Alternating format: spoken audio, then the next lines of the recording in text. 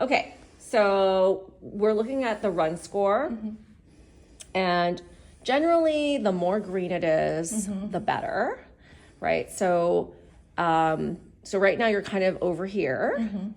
And so far from this, it looks like your impact loading, which is your ability or how well you're absorbing shock, seems like it's the worst one out of the three. That's the weak link. Then your symmetry, and that I could tell that from the video also. Oh yeah, you have my phone. Because it looked to me like you're a little asymmetric, right? Like even with your arm swing. And then dynamic stability could also use some improvement. So that's like how much your hips move side to side. Okay. So this software will also give you some, it counts your cadence also. So that's actually pretty good. But it will give you some recommendations. Like it says, working on your efficiency to slow down impacts, impact shocks that travel through your legs.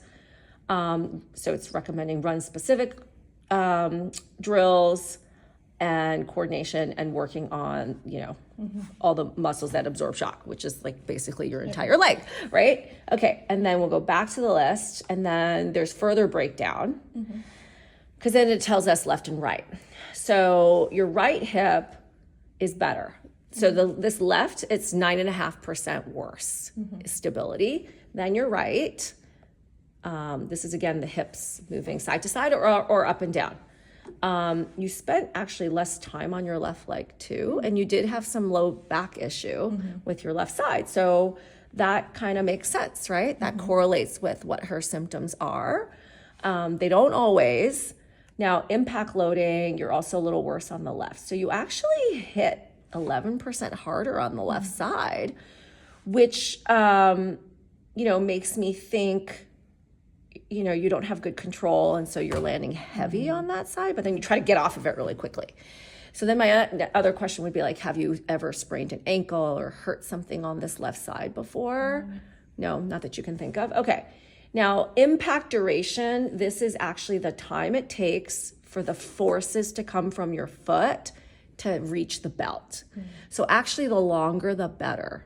I know that sounds weird, but if it takes a while to get up to your hip, that means the shin, your calf, your quad, your hamstrings are doing a good job of slowing down the impact, right? So it is a little worse on your left side, the 3%. So your left leg is not doing as good of a job slowing down the impact. It's also like hits harder. And it just is less stable, and you spend actually less time on it. So you don't have an injury at this time, but you're also keeping your running at a minimum. And that's probably why you haven't developed really symptoms yet. But you can see how if you kept going and you increased your volume significantly or your speed, you can see how then you might run into more trouble.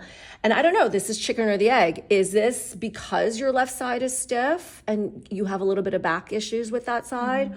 Or is it because of this that you have the back issues? Chicken or egg, but the point is we need to address it, and this gives us like actual real life data that we wouldn't get just by me watching you.